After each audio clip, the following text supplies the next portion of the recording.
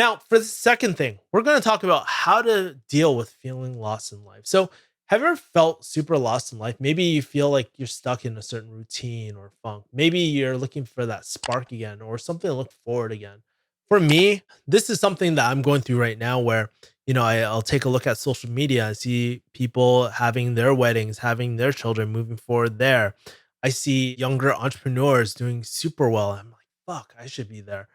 There's so many things that, I feel like I'm missing out on. And it happens to me too. For myself, when I feel lost, I feel stuck. It's like that feeling when you don't know what to do or if you'll ever figure things out. And if this is you, don't fret. I'm here to help. So recently I got this question from a reader. Hey Kevin, I posted this on Joe's Facebook Citizens of Jamalia. Recently I saw my coworker reading Jordan Peterson's 12 Rules to Life. I was also scrolling through Facebook and I saw a video of Iroh from Avatar where he says, "You must never give in to despair. Allow yourself to slip down that road and you surrender to your lowest instincts. In the darkest times, hope is something you give yourself. That is the meaning of inner strength." It got me thinking. I did give in to despair. I don't know when, but feeling empty, emotionless, and just surviving isn't the way to live, especially a oh well attitude. Had a day off from work and just self reflecting. Don't really know where to go from here, but thanks for listening. My question is, are there any books that you recommend? I'm tired of going through the routine and the oh well attitude. I need guidance or something to give me hope and help me feel again. Like in the past, I've emailed you before, and once you responded, I stopped there. It's time for me to take things seriously and get better. Thanks for reading. I hope you're doing well during these times. That was a real email. And I remember like especially feeling this way as when I was in pharmacy school when I was about 25 and it was my final year of graduation. I got my job offer through pharmacy, but I wasn't excited for it. I wanted to do something, but I didn't know what. And all I knew was like I just didn't want to go into that pharmacy day in, day out until I was like retirement age. And then there's most of my life gone. Right. So all I knew at that time was that I wanted something to change. But because I felt like I wasted the last 7 years of my life going down a career that wasn't going to make me happy, wasn't going to make me feel impactful to the world, I didn't know what to really do at the time. And so it took me a few years, but this is what's helped me kind of escape that mindset, find like purpose, escape my 9 to 5, and really have impact in my life and feel like I have impact toward others again as well. So here are three things that I think will help you find the right path in life, right? First things first, you ask for books, right? And books are really great to help you find your purpose, right? And so growing up as an Asian American, myself, like I know my friends who are also Asian have gone through this. They really didn't have a strong male role figure in their life. That meant for Asian men like myself, right, we had to kind of find our own direction. So when it came for me to find my own way or purpose, books helped me help get that rough roadmap of finding what is an ideal life for me. And it's something that, to be honest, is something that I'm still struggling with today, right? Finding my North Star.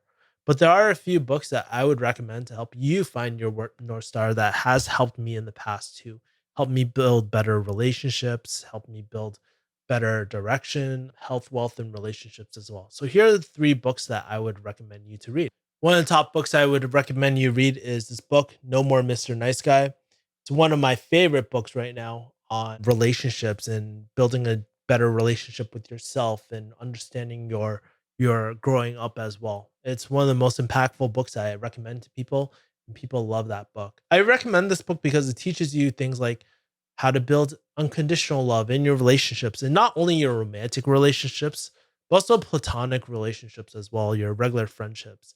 And often I recommend this because usually creating real authentic relationships is really the first step to having a more fulfilling life. And actually having great relationships opens more opportunities than anything as well, whether it's looking for a job, looking for having a friend to just grab a bite to eat with, or in business, like finding business partners who can solve your business problems as well. So that's really important. Second book I always like is actually Mark Manson's book, The Subtle Art of Not Giving a Fuck. It was actually really popular.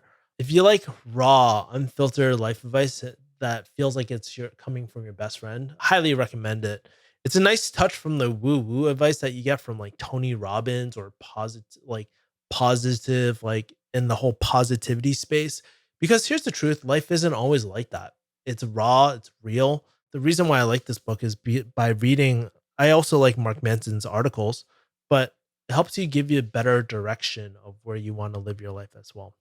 And now, the last book I would recommend is The Way of the Superior Man by David Data. Really interesting book because this book is actually not for everyone, but it teaches you about how to find purpose in your life, romantic relationships to support your purpose too. It's more on the woo woo spiritual side, but it's not so spiritual that like you can't get anything from it. It's great for men, actually for anyone to really understand the power of femininity and masculinity in any relationship and how the roles can switch and how they need to be switched. Because sometimes if you have two masculine energies, then they clash. If you have two feminine energies, there's no lack of direction as well. So it's just really, really interesting as well.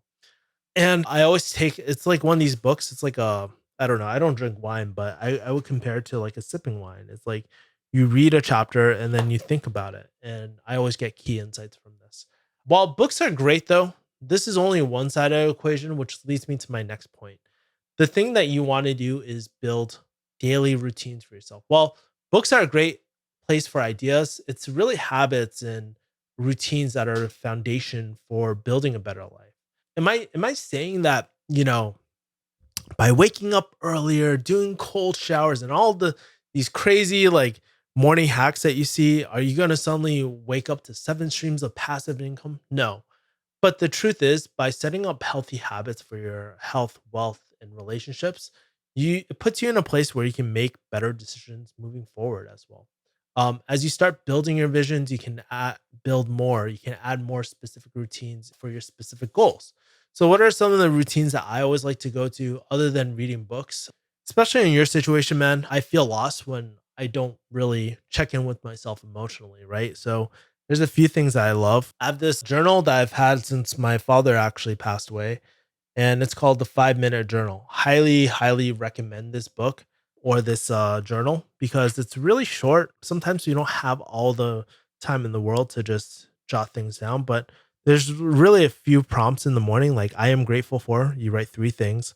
What would make today great? There's three things. Your daily affirmations, and also a quote to just really inspire you in the day. And there's a nighttime routine as well. But I really like it because it's really well made, and plus, like by investing into something like this, it's really great, and it forces you to focus on not what you don't have, but what you already do have, and to appreciate it. It's helped my relationships a lot more because I typically write the people I'm grateful for every single day. The second thing is that I like to do is morning pages. So this is essentially a brain dump. It's really easy. I actually have a few videos on it, but basically it gets all your thoughts down onto a page. It doesn't have to make sense, but it's just a outlet for your brain to kind of dump. And you find yourself waking up a lot more clear when you do things like the morning pages. Also, the last thing is if you're struggling to figure out where you want to be, what kind of life you want, is writing and rewriting your vision every single day. I learned this from Dan Pena. I wrote an article about it. I'll link it below. I'll link it as well. But, you know, writing a vision of what you want your ideal life, your health, wealth, relationships, and from how you want your morning to look like as well is helpful too, because half the time we don't know what we want and we trust, like the key is to dial in on it, make it more and more specific every single day. And I think that is a really important exercise. If you want more ideas and a habit tracker, make sure to sign up for my email list. You'll get a free habit tracker when you do so. But I'm actually updating the habit tracker. But while habits and routines are great, there's one thing that you should definitely consider as well. Consider therapy. This is the most important thing, and it's not emphasized enough, but nothing can actually really replace speaking to someone. And lastly, you might want to consider therapy or what I call a professional venting session, where you can go down the route of traditional therapy or alternative, I guess. Based off my experience, I've experimented with a lot. I've done everything from hypnotherapy, life coaching, even those like EQ seminars. And all those were very profound in my life. But after doing these things as well and being 32, I just realized there's a lot of like I wouldn't call it PTSD, but a lot of my experiences and thought processes are so ingrained, and I wish I got them done sooner. Like for myself, I definitely noticed that I have commitment issues for certain things, or certain things. I have certain habits since I was a kid that don't always make me feel so confident as well about my decisions. I question myself a lot. And so I wish I went the traditional route, and I am actually in the middle of considering it at the moment as well. So you might want to consider that. But as I dove into those other things, what I found was helpful was that it just helps me hone in on what I need to work on or what I need to be conscious of.